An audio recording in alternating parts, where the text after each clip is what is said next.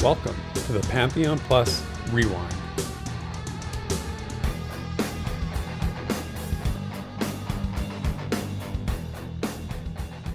Hi, friends. Welcome to the weekly Pantheon Plus podcast, The Rewind.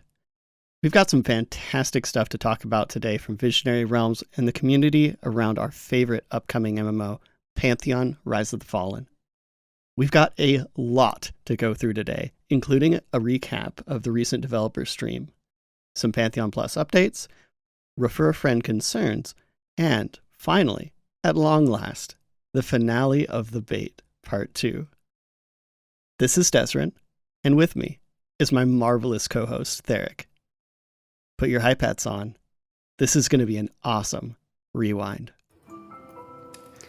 All right, yeah, another week, and this is an exciting week for us because we have an announcement to make. I'm gonna preface by saying every week I usually get asked after this show how folks can support the Rewind if they can't make it to the premiere on Sundays. So until now, we haven't really had a way to do that, and I have had no answer for that. So that changes today because just before the premiere here, our Patreon page, which I've mentioned a few times, I've sort of said it in passing a couple times in the past, has gone live. And you can find a description link in the video description, as well as in the audio show notes on our podcast hosting site. Now, I've balked a little bit at the idea of doing a Patreon before. There's a couple of reasons which I won't get into, but mostly just because, it's a lot to manage sometimes and I just don't need another thing to do. But this was important because I'll share a little bit of a peek behind the curtain for everybody out there. The Rewind usually gets about 500 views in a week on YouTube and about 100 or so downloads on the audio version. And that's like way more than we get for the premiere. Usually 30, 40, 50 people for the premiere. So it's a lot of people that haven't had a chance to interact or support the show or feel connected to the show in some way. So I felt strongly that should exist. And we didn't really want to change the show in any way. So when I set up this Patreon, it's very simple. There's 2 tiers on the Patreon page. There's Recruit, which is $10 a month, and there's Adventurer, which is $20 a month. Now, Recruits get their name on a graphic at the end of the show, which I've included actually at the end of this episode, so you can see an example of what I'm talking about. And Adventurers, it's just like it is now with a shout out and their Pantheon race and class on the Adventuring Party graphic at the start of the show. Now, of course, anyone who donates during the premiere is still in the Adventuring Party, no matter what amount. That's not going to change. And the other thing that's important to mention is that the Rewind's always going to be free, that none of this is required. This is simply options for you as the audience, as the viewer, listener, as ways of showing support and becoming a part of the show, which really is the most important thing to me, right? So, Desiree, I know you and I talked about this during the week. I sort of said, what do you think? Kind of hummed and hawed.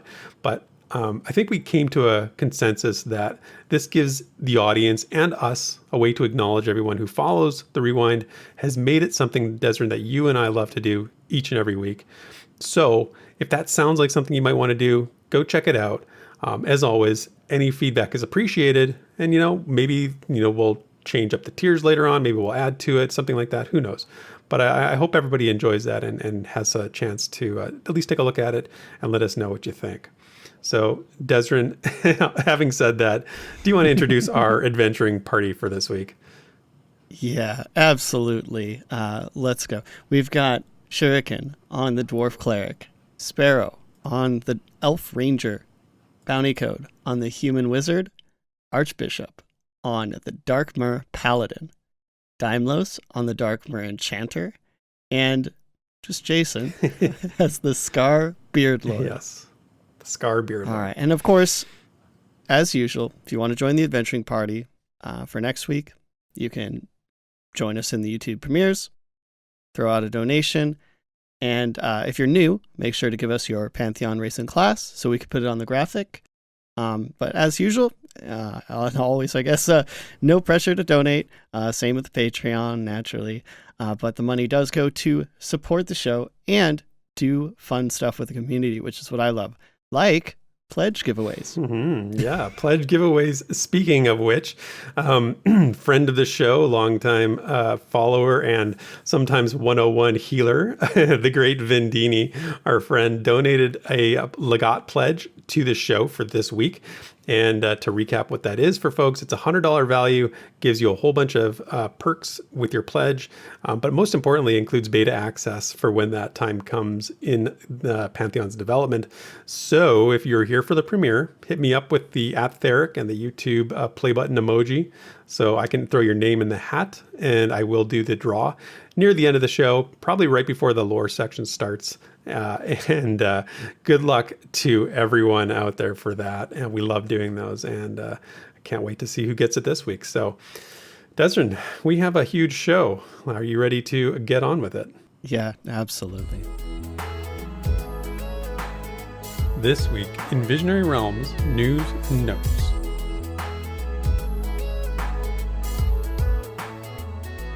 Okay, on Thursday, October 14th of this week, so we got the monthly developer stream from Visionary Realms.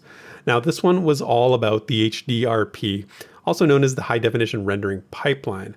And this is something they've told us now is fully functional. And Desrin, you and I have sort of talked about it on previous shows. We're waiting to get a closer look at it, waiting to get a closer look before we really knew what we could talk about with it. And we got that. And that's what Joppa said. He said, this is a very significant milestone for the development of Pantheon, where the game's at in development. So the focus of this stream was on the tech and the tools their programmers are using. There's going to be another one. There's going to be a part 2 to this HDRP look, which is, we don't know when that's going to be right now, but that's going to be more of a final product kind of thing. This was more about the wrenches and the hammers that they use to do these things. Bit of a rare look, actually, inside how game worlds are actually made. We don't usually get this from a game that's in development. So if you're into programming, like asset implementation, if you're looking at like design as a world builder, you're going to want to check this one out because it featured Kyle Olson and Rob Crane, two of Pantheon's programmers, giving us real-time demonstrations of how they do their work for VR. Now, I would be a fool to try and start repeating what they said because I will butcher it horribly. I have no technical knowledge when it comes to this kind of stuff. So let's just avoid that. But we're going to do some of the takeaways. We're going to, do some clarifications that we got later on in the Pantheon Plus EU show, which comes after the dev stream that we do. Kyle and Joppa were both in chat for that. So there was a lot of good little clarifications dropped there. And then a couple of questions that, Des, I think you and I both maybe have after reflecting on the stream from yesterday. Well, yesterday our time, a few days ago for people listening to this on Sunday. Anyway, the first point I want to make. You ratted us out there. I always do that. I have a terrible habit of breaking the fourth wall and ruining people's immersion. Anyway, the first takeaway that I want to talk about with you, Des, is the switch from Houdini to Gaia as their primary tool. So Joppa explained this as being a tool that they chose to use instead because they had some in-house expertise with it. There was better integration with Unity, and they have a relationship with the Gaia developers.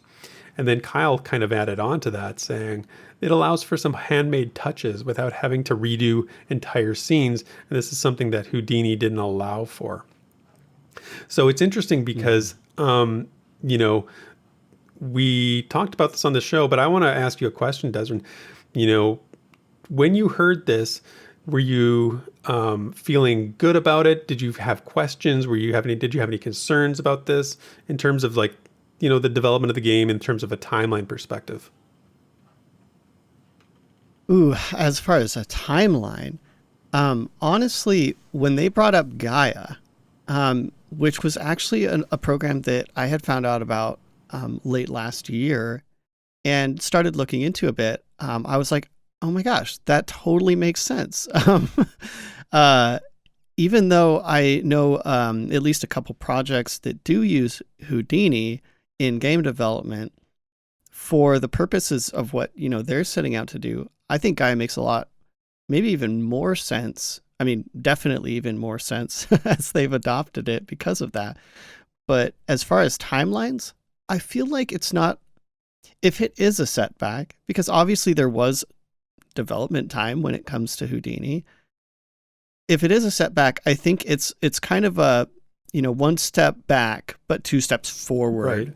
Kind of a situation. Yeah, I would tend to agree with that. And that was one of the questions when I was watching the stream that I had was, does this replace all the work that was done with Houdini? And it certainly doesn't. And I think that we got some clarification actually from that during the stream. So I don't know if you're listening to this and you're hearing this for the first time, you're thinking, oh, I wonder, is this like a redo? Is this now we got to redo everything we did with Houdini now in Gaia? And I don't think that's the case, because Joppa did say the King's Reach map does not need to be redone. And really, the way that it was framed was, we're now continuing the work that we've done previously just with this new tool. So it's not like going back and having to redo everything. And would you agree with me, Des, on that? Yeah.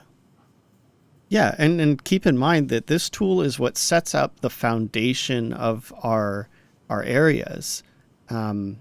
It's not necessarily what's doing the fine touches. It's more the groundwork to kind of expedite the start of the process, going from gray box to modeled terrain. Right. So I think even Joppa mentioned, because the question was asked, how long it took, how long it would take. And it might have just been the Thrown Fast zone, or it might have been that mold of that was kind of like Thrown Fast and Avendir's Pass kind of squished together. Joppa was like, I pretty much crank that out in a day now. So, and of course, it's, again, not fine details, but the main terrain and kind of the groundwork for making zones. And I feel like that's a testimony that, all faith in Joppa, of course, but he's not a world designer. Right. There are specific jobs for this, and he is a very jack of many trades at this point. And so if he can pull that off in a day, I'm even less concerned. Yeah, that's a really good point. The speed of development is interesting, because we see how fast they can do this now. My question as well, another question that I had that I thought of during the show was, how does this compare to the speed of developing other areas of the game? So like combat mechanics, right? The perception system, all these other things. And we've seen streams with, that have detailed that in some, more or less. It'd be interesting to get a benchmark for what is the speed on those compared to the time it takes to do this, because I've said before, and I stand by it, that I think a lot of the underlying, the undercarriage of Pantheon is pretty far along. I think the mechanics are there. I think a lot of the nuts and bolts of the programming is there. And I think the world building is now where they're trying to push forward with. And again, this is my assessment, my interpretation of it. But I think the hard work is really done, not to discount world building as hard work, but I really think the hard, how do you code the AI? How do you code the combat mechanics? How do you do all these things? I think that's the majority of the work's been done there. I don't want to say the majority, but I think a lot of work's been done there. Yeah, I like to think that Pantheon is much further along than we think, in the sense of the things we can't see yet. Yeah. So that's why we get a lot of the same things that we can see, because they've focused on the underlying, mechanics of everything. And it's honestly one reason I faithfully follow the project, is they're focusing on what makes the game, in the like most fine sense, what makes the game other than what you see on YouTube in a sense, Exactly. I couldn't agree with that more. Focusing on what's important first, and then moving into an area that is important, but is not so important that if there's a mistake or if there's something that's not completed on it, or even lacking in any way, is not a game killer. Having a fundamentally flawed combat system is a game killer in a game like this. Right. Yeah, and I think of it like, if you try to bring in, 3 programmers to try to fix a fundamentally broken combat system, several years into the project, or even like in alpha, saying, "Hey, okay, we're just finishing up, guys," and they look at it and they're like, "Oh my gosh, what a mess!" Exactly. Then that's going to be a very hard hurdle. But at this point, when all this groundwork is laid, you just go, talk to some world builders, some artists, prop artists, environmental artists, and designers, and say, hey, here are the tools. Here's how you use them, and go crazy. It's much easier to go that route, I think, and I think it's going to make it seem like progress gets a lot faster once those people are in that place. Yeah, that's exactly right. I agree with you for sure on that one. The next part that I want to bring up is the big sort of reveal that Pantheon's not going to have zone lines for the most part anymore. This is very interesting, and I know a lot of people are excited about this, but there's also some naysayers or some cautious folks out there, because they noted that they're basically able to do away with zone lines altogether. Although there will be some for dungeons, but otherwise, yes. Overland world is basically going to be seamless. There's no need for loading screens when you're just out there wandering around. What they said was the loading screens are going to be there for teleportation, things when you were trying to, Druid is sending you from King's Reach over to Rainfall. But otherwise, loading screens are a thing of the past. And it took me like 24 hours for this to sink in for me, but like, that's pretty amazing, and I think Nathan Napalm did an awesome video on this, just sort of expressing what this means to an MMO. Have you seen some of the reaction in the community to this, Des? I have, and it's so interesting because I think on one hand, it's kind of exposing some latent desire in some people like myself that were like resigned to the fact we were going to have zones. And to me, it, wouldn't necessarily take away from the experience. I would still really enjoy the game.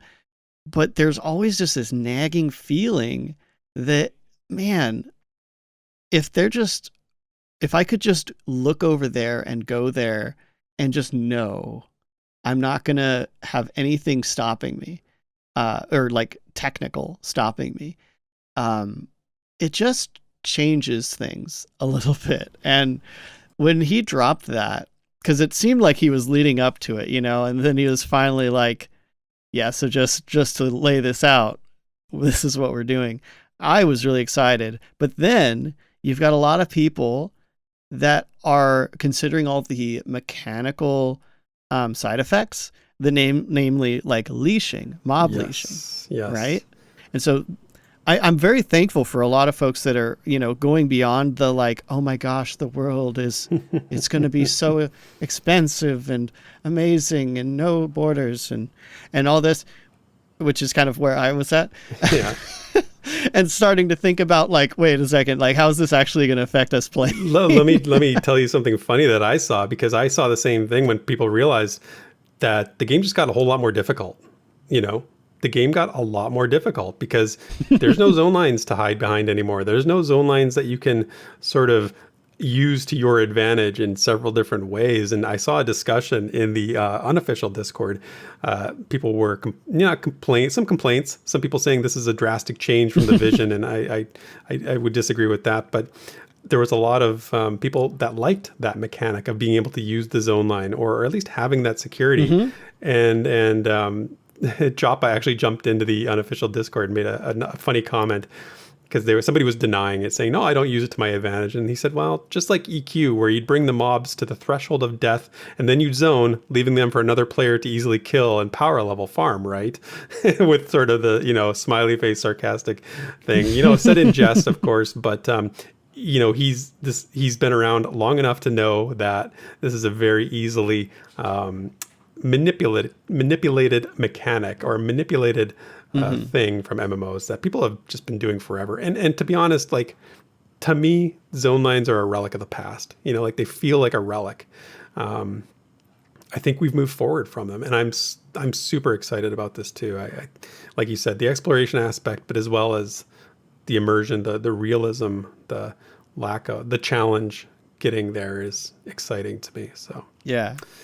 And I mean, Joppa's already like producing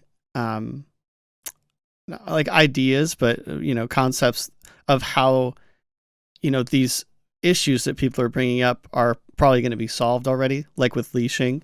They're already talking about, that's something they could fairly easily just have different parameters for the mobs, so like some mobs might be easy to shake off, some might not. Yeah. And that adds even more to gameplay. Whereas like zone lines are really just there or not.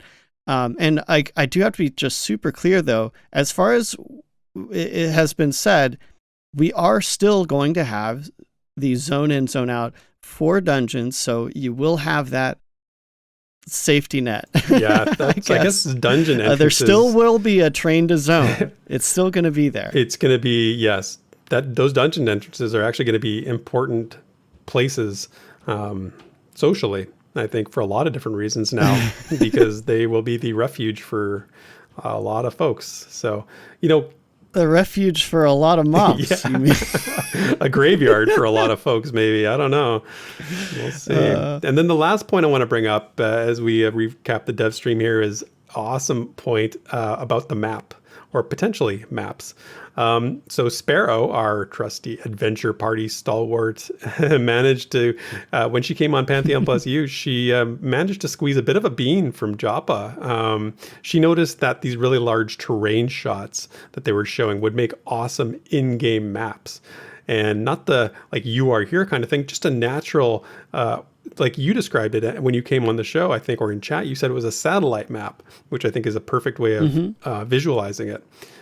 So I reflected on what VR has said about maps in the game, and during the show, and that being that there will be an in-game map, but there's no mini map. And Joppa came into chat and actually clarified. And here's what he said. He said, "I know there's been a lot of murkiness out there regarding maps, but to be clear, a satellite map with a fog of war type revelation is in the cards." So that's cool. Again, I'd love to see this in a future dev stream, but we definitely got a little clearer about the whole map issue. Maps have been a hardcore yes or no, old school versus new school mentality. But I think most people with a common modern sense of gaming when they play, how they play. I can't tell you some of the old school MMOs we've played for MMO 101, where I'm hitting the M key always, because I'm like, and there's no map and nothing comes up on the screen. I'm like, oh, right. This game doesn't do that. Yeah. So we've kind of, our sensibilities have changed. And I think that this Joppa provided a lot of clarity here. Yeah. And I appreciate that. And I'm a little scarred, because I actually remember when they switched from the glorious stylized map, of which I have two hanging on my wall here in Vanguard, to the satellite version. And while I think the satellite version is totally beautiful and, it's more detailed and all that, and, Vanguard did have a "you are here" triangle, but there is something about losing that stylized map that I might miss a bit if we do the satellite approach. I'm not even going to lie. That's fair. Even though I'm sure it's so hard, man. I'm sure I'll be one to have like a satellite version of the map, like player created, on my second monitor. You know, it's just it's so funny, like the tendencies we have and we're attached to, because EQOA, I printed out like a 4-page by 4-page, I laminated it with tape and all this stuff. And, it's very nostalgic. But just knowing the lay of the land, I'm still on board with the not having a "you are here."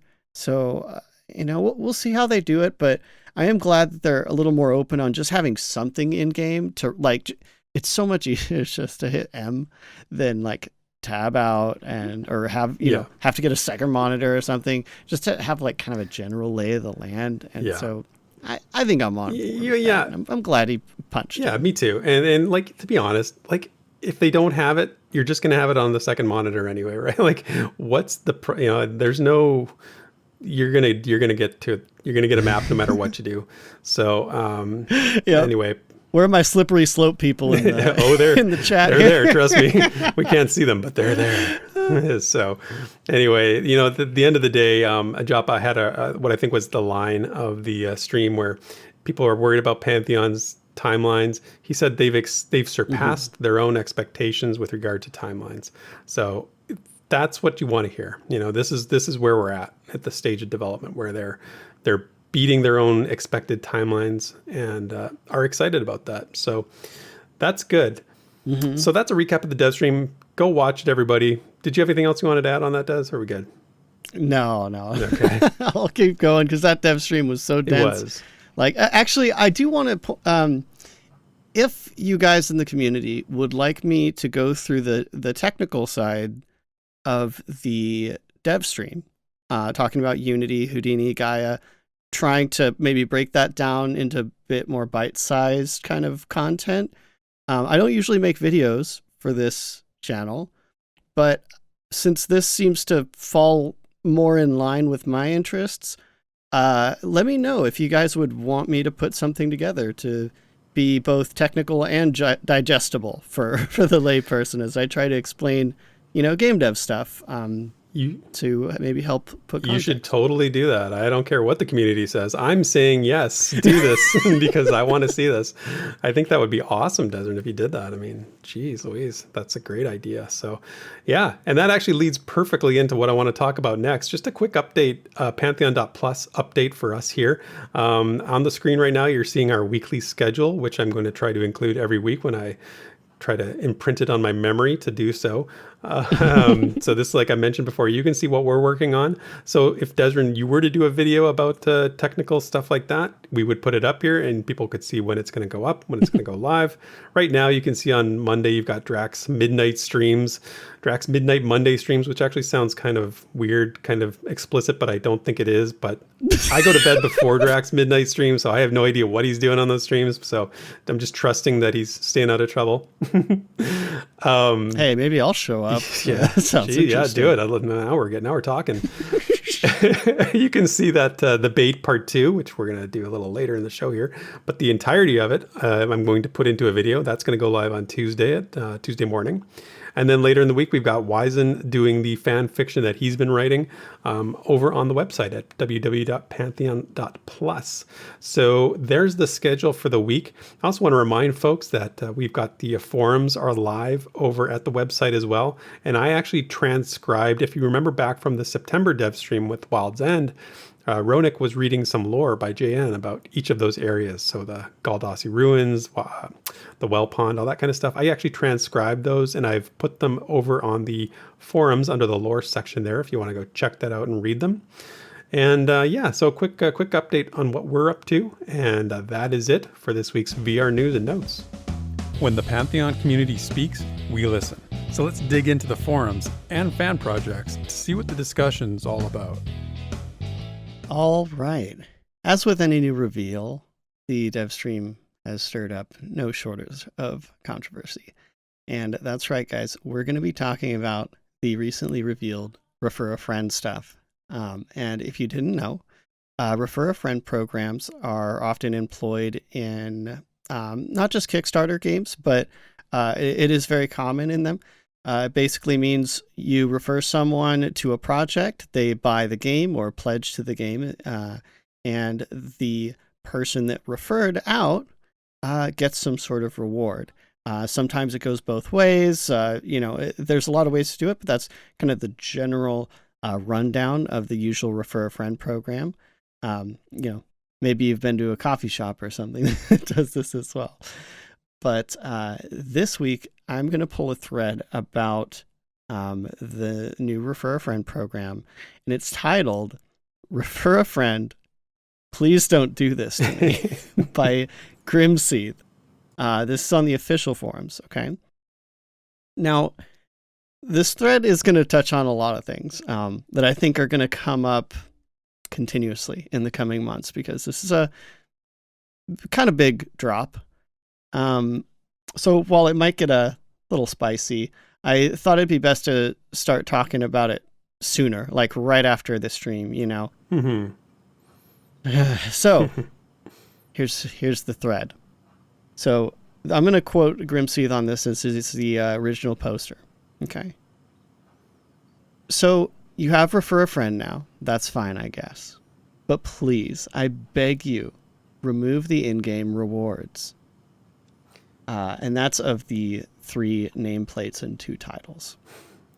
And Grimseethe says, I have no friends, never have, never will, least of all friends who play MMOs. Please, don't make these 5 items exclusive to me forever. If you need money, let me help. I'll pay for these 5 items.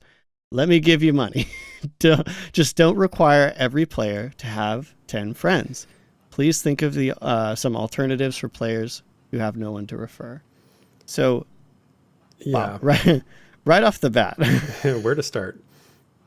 Yeah, I'm not really sure exactly how to address like kind of the overarching theme of that, other than to say like, Grimseethe, I'll be your friend. Well, I mean, yeah, there's a lot I want to respond to that with, but let's. I think you're right. You've got the right starting point. Like, let's remember that this is 2 things. A, it's a crowdfunded game, and B, it's a social game, right? Let's start from those premises, and I think that we can move forward from there. Right. And so we'll try to move towards the more like mechanical side of this, but yeah.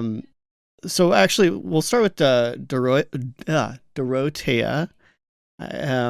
saying, I'm not sure what the problem is here, that you cannot get every title in the game and every nameplate if they gate behind some referrals. And that's the first thing I thought of, was the fear of missing out, right? And we've talked about that on the show before. Now, without going down that completely, I do think we should talk about it. Maybe like leave some comments about how you feel about like the fear of missing out side of refer a friend, maybe. But we're gonna kind of get into some of the potential like pitfalls of the program, but I still want to kind of hear what people think on that. It's just, I know we've talked about it a little bit before. Yeah. So Vic says, oh, no, go ahead. You're right. I'm having a hard time holding back my my thoughts on this. I know. And we'll open it up here in a sec. I just want to get some responses, get some stuff, the juices flowing, you know. So we've got Vic saying, I could care less about the items. The when it's ready game, starting a refer a friend before alpha, which is really before beta, is just in poor taste. So we've got a few things to work with now. So we've got a refer a friend program that potentially serves, you know, specifically people that have folks either not already interested in Pantheon, or pledged to Pantheon, or people that want to up their pledge, because that is part of the program. The fear of missing out, and the timing. Okay. So those are the two so far. Those are the 2 pillars of checklist of complaints. Okay. All right. And then we've got Philo here saying, I wouldn't do that to people at this stage. That wouldn't make me a good friend, as in referring people. Like VR has said about their own advertising, it's not time for that yet. It's just setting your friends up for disappointment. The game is still way too far away for this. So I see Philo kind of saying like, hey, I think it would be irresponsible to refer my friends now.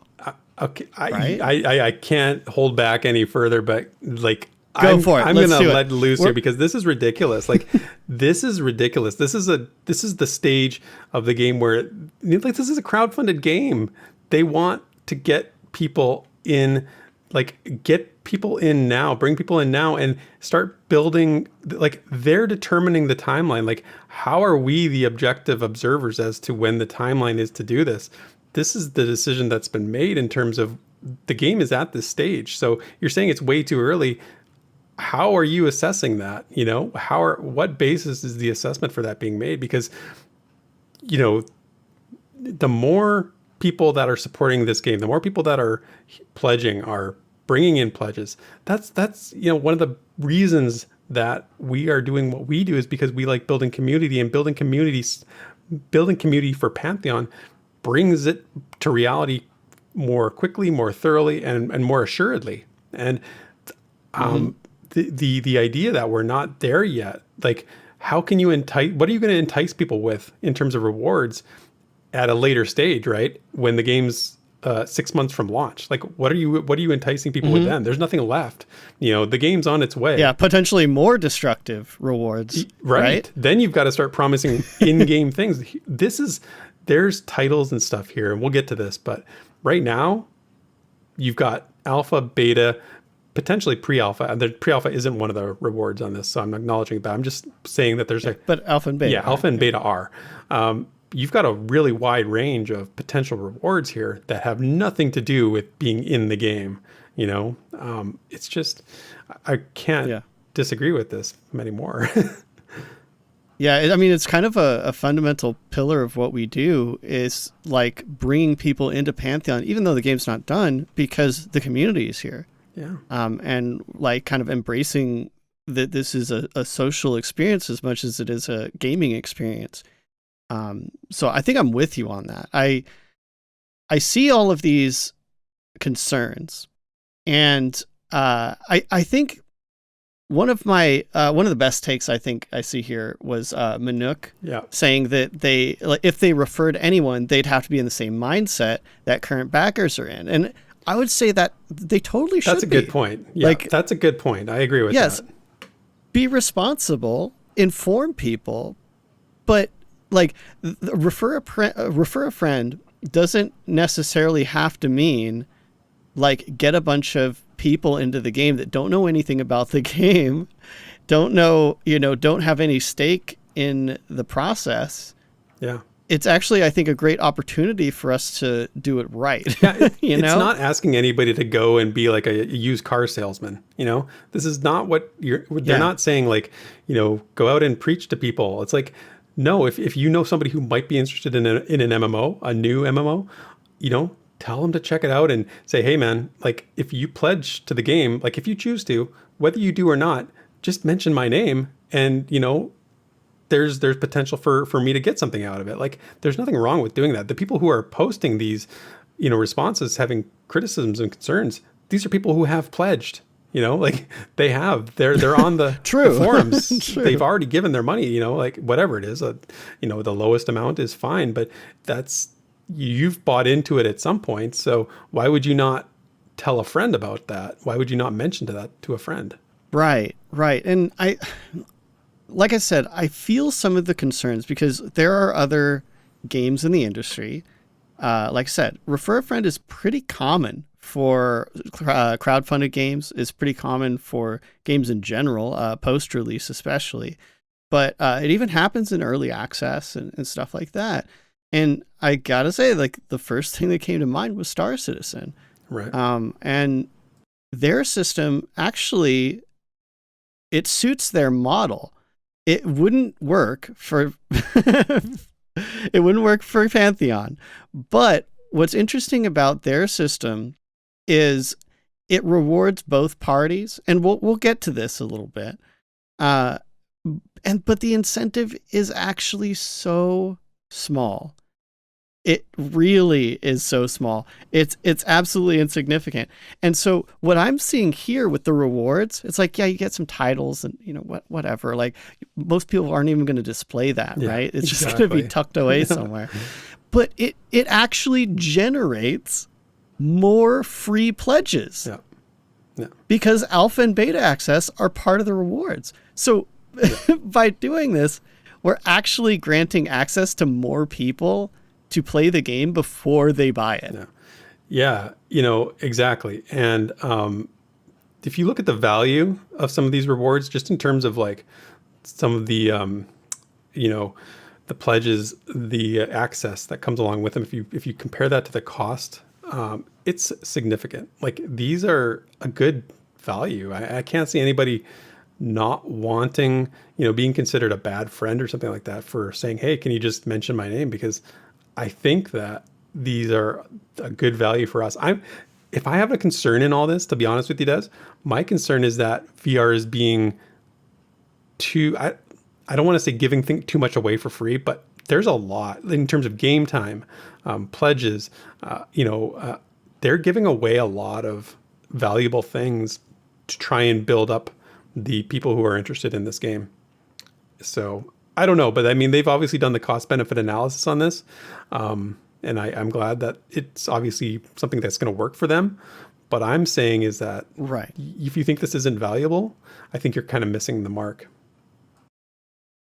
I definitely believe that Refer a Friend program is like, it was bound to happen. I know people were already asking about it in the past, like even several years ago, actually. I remember a forum post that was kind of pleading for that feature. And it's just so effective and implemented well. It's so non manipulative, or I guess it's just, hey, here's a small bonus, or in this case, potentially big bonus for honestly very little. Like, the Refer a Friend caps out at 10 people. Yeah. It's not like this is one side of the Star Citizen system that just doesn't work, is, you could get so much if you refer so many people, like a lot of people. And I don't even know if there's I don't even know what the last reward is, because it's just so many, people. Really? And we'll get to that at the end of, potentially how people might end up trying to do that. But so I'm already thankful, like we've got 10 people, and it's, titles, some access, but, the people referring out already have, access. So yeah, it just seems to really what's the word? Innocuous? It does seem innocuous. It does seem innocuous. Yeah. I mean, I have other comments, but maybe I'll just hold off on continuing on any sort of mini rant for now. Yeah. And I don't want to if you guys are listening, I don't want to come against you guys super hard, because I understand being concerned about how a project is conducted in its way of making money, that it's not manipulative to its audience. We've just seen so many bad examples, right? Yes. And I'm not going to deny that. However, what we have is just a really basic system, and I think it's just what they needed, and I think it's going to be effective, and I don't think it's going to have negative consequences for the game, honestly. I even thought of my friend, I think I mentioned on the air, who just jumped into Pantheon. He, in fact, didn't want me to explain much about it, and he jumped right into VIP. Nice, yeah. Because he just was like, yeah, I mean, something you're interested in? Like, I think it's probably going to be good. Don't tell me about it. Yeah. And so in my head, while I want to know everything about something I'm digging into, I try to explain stuff right? Because I think everyone in this community, we've been here, or most people in this community have been here a long time. And so we've already got that preface that we're giving people. We're already holding off people and saying yeah, it's probably not time yet. It's probably not time yet. This doesn't mean you need to rope them in right now. I don't think Refer a Friend is going anywhere. It's not like they said limited time only. They're not trying to squeeze a quick buck. Yeah. And so, yeah, anyway, and I think Manuk also is the one that he had some ideas about having it go both ways instead of just being a reward for the person referring out, which I think that would be a kind of cool thing. So, the person you're referring gets a little something too. Yeah, I could see something like that. Sure. Now, this is the big thing that I think is actually going to be talked about a bit more, and that's Kalak had some brought up something I saw in the chat in Twitch when they're during the dev stream, people are already talking about this, and that's regarding streamers and Refer a Friend programs. So, and Kalak is actually he's recommending that perhaps streamers should be, or professional streamers should be barred from the program since they have a disproportionately large audience. And they suggest having a separate program specifically for streamers. So this is the big one. This is saying is it fair? Are friend programs fair for people that have large audience that are likely to donate when recommended a thing? Someone mentioned like Ko is going to mention it on his stream, and suddenly that's what I said last night on Pantheon Plus You. That was my comment, because and it's, there's no doubt about that. There is no doubt that will happen. But is it fair? It's absolutely fair. It's 10 is the max. 10 is the max. Yep. Seriously, like, I could go out, tell somebody about this game, and say, hey, if you can find 10 people who might be interested, and they pledge because you told them about it, I think that could be pretty successful. We live in very connected communities. If you can't get 10 people, and I'm not like judging anybody, I'm just saying like streamers deal with much greater numbers than what we're talking about here. That's one point. The other point of this is nobody's missing out on anything. Like, these are not must-have requirements. These are not must-have things in the game. These are titles, like you said, titles, access.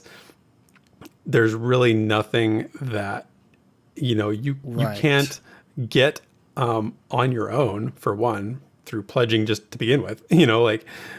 These aren't must-haves. They're benefits. They have to have some tangible value for the program to work at all. But, I did say earlier that they're valuable from a monetary standpoint. They are. But in terms of like for your progression in the game or anything like along those lines, they're meaningless. They're meaningless. Yeah. It's not like we have like every 50 people you refer to, you get, 5,000 gold in game at the start of, Can you imagine at launch, if that was right? the case? How crazy that would be. But that's actually the Star Citizen system. Oh my God. I actually just threw that in there. Jeez. Like I said, they're set up a little differently, but yeah, like it's not like they're even offering things that have like, what's the word? Effectual benefit in the game. And I mean, if you have to collect every single title and every single thing in the game, I think you're going to be disappointed with Pantheon already. Well, there's already... Even not counting Referral. Exactly. Just throwing that out. There's already legacy stuff from the Kickstarter that nobody else will have. There are titles and stuff from the legacy Kickstarter pledges and packages that aren't going to be available to anybody else except for those people who pledged during the Kickstarter. So you're already screwed. If that's your hang up, you're already screwed. So, I mean, collecting titles, seriously, like any of these titles, you said it earlier, if I were to get any of these, I'm not even going to display them because I don't care about that kind of stuff. That doesn't mean anything to me. So, you're worried about streamers. I really would encourage somebody who is concerned about that to take a look and say, what is Pantheon really about? Like, what is really going to be important in this game? It's about the friendships you make. It's about the connections you have and the good times you have playing with other people. It's not about titles. It's not a pet collection game where you're trying to collect every one of them, we have those games. They're out there already. You can go play that right now. Yeah, and I think as this topic kind of matures, I think it's going to fade away. But I see it as being a bit of a, it's definitely one of the sticking points. And we talked about a lot of the technical side of the dev stream, and there are definitely some sticking points from that. But I think since this kind of it's outside of the game, and it's just because it has to do with money. Yeah, of course, right, of course. It's bound to have some implications. But honestly, guys, we all want this game to happen, right? And I'm not saying we sacrifice our morals. I'm saying, hey, VR came up with a wonderful solution in comparison to the rest of the industry. Yeah. I'm not going to look a gift horse in the mouth. Yeah. And honestly, guys, I'm not really going to be trying for referrals. I have like 2 people that are waiting to pledge, and I'm still going to hold off because I don't think they're ready. Yeah. And if that's you, if you're one of the people that's discouraging your friends currently because it seems like it's going to be a while for Pantheon, don't participate. It's totally Yeah. fine. Some people will, and it'll bring in a little bit extra money, help the game get going, and potentially help the game mature so that your friends that you're waiting to talk about Pantheon with, you'll be able to talk about them a little bit quicker because of this. Exactly. Guaranteed. Exactly. Well said. Well said. That's perfect. You know, All right. so I think that's a great way to sort of tie it all together. Well, what a discussion. Right? Fun. I like that one. So, yeah, this was a quite a topic, and as usual, you know, let's hear it in the comments what your take is. Maybe if you have some things we didn't bring into this, I actually genuinely want to hear every side of this, because I know me and Theric were kind of on, you know, we're pretty far on the supportive side, you know, so feel free to let us know. But we've got some community stuff, as usual, and we actually got a introductory post this week on the official forums from none other than Nemufae. It's great. I think a lot of us here already know of Nemufae, just, you know, art and stuff like that. But officially, they posted on the forums. Yeah. And so that's awesome. Go say hello again, or glad you're So yeah, if here. you're looking at the fun artwork pictures of both me and Desrin on the YouTube thumbnail or wherever you're looking at us, that's done by Nemufae. That's commissioned artwork that they provided, and it's awesome. We've done the whole Pantheon Plus team. We've gotten portraits done for everybody. Nemufae also does comics, which they post on Twitter when they've done them, and they've been liked by Joppa. They've been liked by other members of the Pantheon Plus team. I know Minus really enjoyed them. He was always very enthusiastic about Nemufae's comics. Great sense of humor, great artist, and great person. So go over to the forums and say hi. Yeah.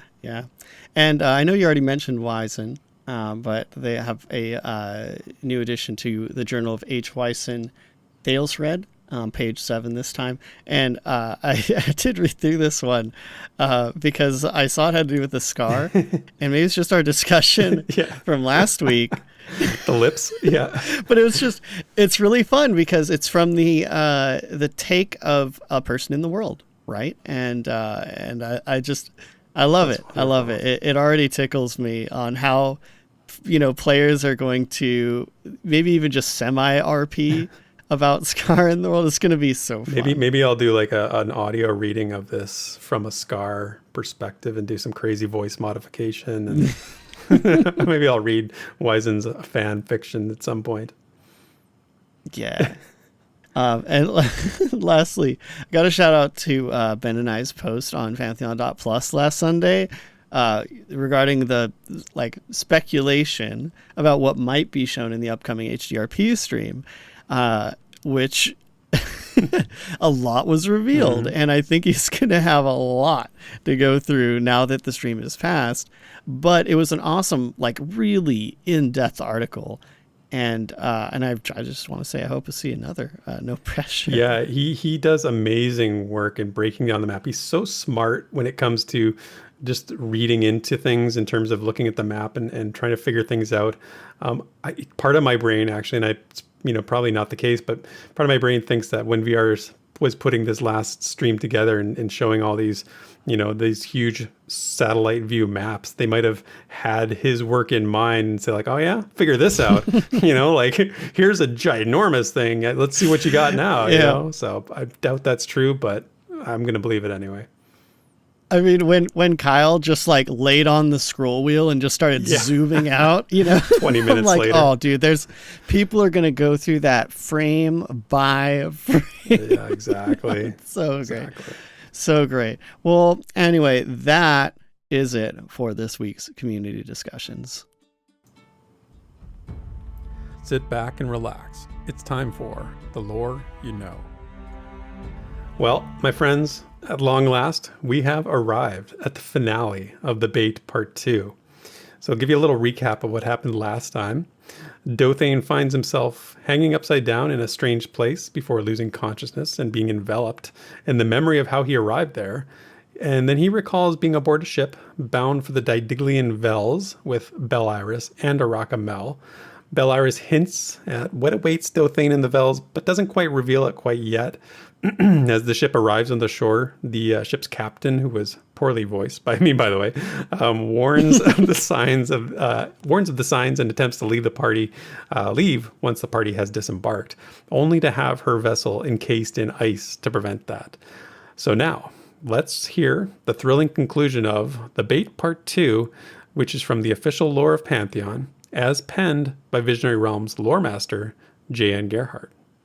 At the top of the rise, the island opened wide before us, forming a wide expanse that was, as I had believed, utterly devoid of life. But here there were no boons either, only a few simple structures that hung from the white rocks in places, and most of these were badly broken. The ground was a curious mix of tiny rocks, smaller than pebbles but thicker than sand, and streaks of broken, reddish glass. "Do you know the history of the Vels?" Bel Iris asked me. I nodded, though she sensed my knowledge was wafer thin. She continued, as if I had claimed ignorance. "Once a series of thriving port islands, the Didiglian Vels have been abandoned for thousands of years. Though it seems impossible now, this expanse was once a fertile oasis of the seas, a respite for countless ships and sailors. Yet it came under the force of great tremors in the deep, and the city could not survive." I looked around for any sign of this heralded past, but it was, as she said, impossible to see. Yet it wasn't the shaking of the earth alone that finished Didiglia. It was the beasts that lived below the surface who were awakened and given access to the city by the violence of undeath. The great Didiglian weir, a creature of immense size and ferocity. These weir can often only dwell in the depths of Terminus, where they feast on the young dragons of the earth. Yet, where gaps in the mantle of the planet arise, there are tales of weir dwelling nearer to the surface, devouring all life until they die of starvation or old age. At this, I heard the drumbeat of the captain begin again, though somehow it seemed as if she stood right between us. "We will coax a weir out of hiding, Dothane. You will be our bait." Suddenly I woke once more. I was inside the cave again. The insect creatures gathered around my helpless body in even greater numbers. Their movements were rhythmic now, a clicking that hailed a change in their disposition. It seemed that some of them were being driven mad, lashing violently at one another, kicking filth and bile onto me as they skirmished and slew each other. In their fury, I began to remember everything in between the drumbeats and now. I remembered the trek we three took farther into the empty island, the wide expanse of terrain we found as suitable for our ploy. I recalled Bel Iris giving me one last chance to change my mind, and Arakamel nodding when I did not. I remember the tremors in the ground, deep but always on the move. I remember the words of the Mother Mage as I stood alone amidst the desolate expanse, just before the fury of her magic came down upon the rocky soil. "We must make this weir think we are a large, noisy meal, or else it will not waste the strength to reach the surface. Thus, I will shake the ground as you have never known, but I swear to you and to your king I will not harm you." In every word, Bel Iris spoke the truth. She brought a rain of arcane terror upon the ground, causing ripples and surging rock, reducing some of it to sand. It fell in cadence like a drum, pounding over and over, shaking the earth beneath my feet in terrifying percussion. When the barrage subsided, I was to run to the very spot she was raising, then wait for one last strike from above, one last face reaching toward me. The last I saw of my two companions was Arakamel, holding Moonfell high above his head. Light glinted from the black blade toward my tiny speck of the expanse, a promise of future deliverance I took to heart. Then the weir broke through the earth, its body larger than any creature I had ever seen, surging through the air with a terrifying roar. The weir bowed back toward the earth suddenly, its unbreakable beak open wide, cut into 6 parts, just as Bel Iris had described, though thereafter I confided to her that such depth of detail would not be necessary. Yet it was not this beak I was concerned with. It was the things that hid on the wall of flesh behind the beak, a curious artifact of the creature's creation. 6 massive eyes, 5 searching for the non-existent party, and 1 trained wholly on me. The creature hissed in disappointment and dove at me, swallowing my entire body and turning everything black. Thus, I was never in a cave, but inside the weir. The shuddering movements of the walls were the tremors of the weir, moving through the earth. It seemed it was angry, perhaps even furious, at our deception.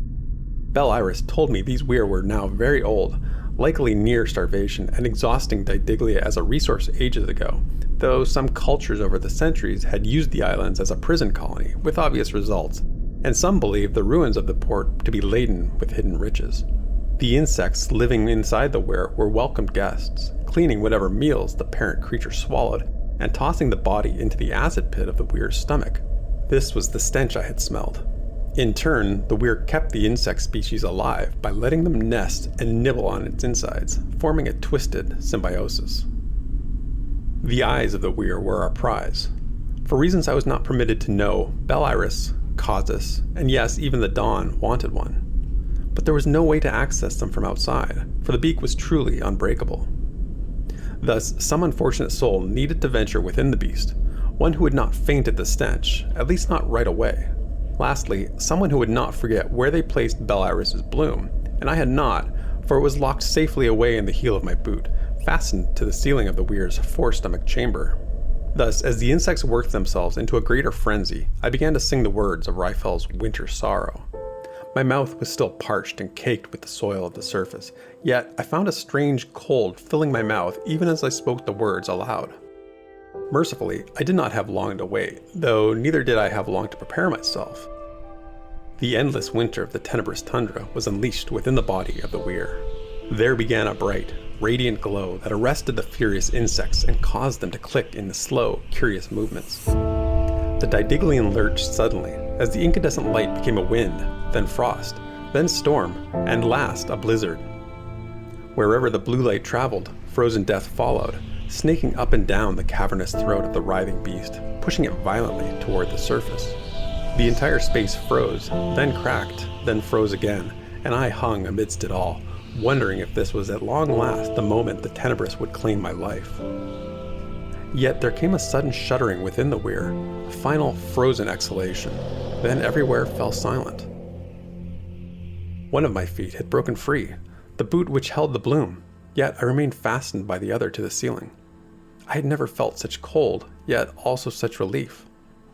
I was not my father, but I had one such victory as him, defeated as I must have looked at the time. The bloom let out a few final rays of blue, illuminating the ice-laden belly of the beast and all its insectoid decorations, then turning into a quiet crystal once more. I was shivering in the dark for whatever came next, yet once more, I need not wait long. The belly of the Didiglian opened in a long, wet gash, layers upon layers of membranes sundered with a series of powerful strokes, each one louder and closer than the previous. I knew the sound of that blade, remembered its melodic hum. It was Moonfell, cutting through the body of the Didiglian with rhythm and zeal. With one final stroke, the light and sound broke open the darkness. The clawed hands of Arakamel rent the wound even further, wrenching bone and muscle apart in a final sustained tear. The dawn brought light to my upside-down form, revealing the matted mess of frosted hair, blood, and bile that I had become. He walked upon the icy ground, cracking frozen weir flesh with every step. Moonfell released me with one final swing, yet before I hit the putrid innards below, Arakamel caught me under my arm, setting me rightly upon my feet. He moved on toward the head of the weir, seeking out the eyes from within the creature itself. I drained my lungs of the last of the foul air, which the freezing had graciously reduced to within mortal tolerance. I looked after my armor, with great effort releasing it from the hold of the frozen liquids and insect bodies. It was worse for wear and would need mending, but it had endured a great trial as I had. At last I found my helmet, still in the decapitated head of the insect thief. The crack in it was even wider now, but I did not mind and hoped to somehow preserve it. After a few moments, a thin shadow crossed over the glinting expanse. The bait of Kadasa has survived. Bel Iris stood in the doorway of the weir's wound, light rested upon her shoulders, but the darkness on her face blended into the background. Yet those lavender eyes found mine, just as the day I saw her across Causus's table. "Shall I help you collect your things?" There was a sound hidden within the twin ripples of her voice, something I had not heard before. It was stark and clear, light but not the least bit delicate. It was joy, yes, unmistakable joy, for the Mother Mage had always carried a winsome, but at times insufferable contentment, even from the moment she first spoke my name. Yet this was something different, something pleased beyond words, and I know no other name for it but joy. Arakamel returned, the large weir eyes hanging tightly in a sack with ropes, carefully binding the eyes individually. In his right hand, there was a single eye, which he stared into for a moment before looking at me, then back to the eye. I followed Bel Iris out of the weir, leaving Arakamel to himself. In the brightness outside of the weir corpse, I fell to the ground, breathing heavily and looking over my wounds for the first time. I had not liked to weep, yet I felt tears under my eyes, and considered not how their presence reflected upon me. Bel Iris knelt beside my hunched position. "And this, O Dothane of the three things, is your hammer." She set it upon my knees before sitting quietly for a moment. After a long quiet, she stood, the dust of the Didiglian Vels falling from her like snow. "Must we all return home so quickly?" I called after her. "I should think we made a suitable group, did we not?" Bel Iris turned to the dead weir. Arakamel exited its massive corpse with a bag of eyes and a clean, empty hand. "Quite suitable," she said. In the silence, I traced my memories back to my youth, searching for a moment where I anticipated the ache of longing as I did now. I could find but a few such moments. "But my dear Dothane, our homes are not where they once were. Not anymore." I nodded, resting hammer in my palm, thinking of both its past and wondering at its future. "We are the few," she replied in one voice. "The few who must find the many." And that's the lore you know. And I hope you guys enjoyed that, because I know that was a little long. I think it's about 12 minutes there, maybe a little less. So it's, but I wanted to get the conclusion all in one because it's a very exciting desert. I know you were super stoked about it last week when we talked about it. Oh my god! The way that this story concludes with, and I don't even want to say anything. I know you just listened to it, but I don't want to spoil it for anybody who maybe, accidentally fast forwarded or something like that. So we'll just leave it there. But it is an amazing story. I cannot wait to continue to delve into the lore and get some more lore, hopefully from JN soon. But there's still lots of stuff in the past that we can read through, and I'm looking forward to doing more of that. Oh yeah. So good. Yeah, I can't wait to hear your full length when it's posted on YouTube. Yeah. I'm gonna totally listen through it again because we've been doing it segmented, and you've been doing it very smartly. Splitting it up very nicely. But, oh man, I am going to just listen to this all the way through because this story, for some reason, just hits me in Pantheon lore. So thanks so much for doing this, man. Right on, man. No problem. That's awesome. I'm glad you guys enjoy it. I'm glad you too. Everybody seems to really I've had positive feedback from it all around. So Desmond, thank you again, as always, for being by my side for this. You are a hard working dude, and I thank you each and every week. And also to everyone out there for hanging out with us today. As always, if you'd be so kind as to leave a like on the YouTube video or a rating on your podcast platform of choice. Again, it helps the show get discovered and potential new Pantheon folks coming into the community. And with that, I will leave it there and say, have a great week, everyone. We'll see you next time. So long, everyone. Thank you for listening to this week's episode of the Pantheon Plus Rewind. Pantheon Plus is not affiliated with Visionary Realms. Be sure to check out our Twitter, Twitch, and YouTube channels under the name Pantheon Plus. You can follow Theric at Pantheon Theric on Twitter, and Desrin at DesrinDoes also on Twitter. And you can stay up to date with all things Pantheon at www.pantheon.plus. Until next time, cheers, and thanks for listening.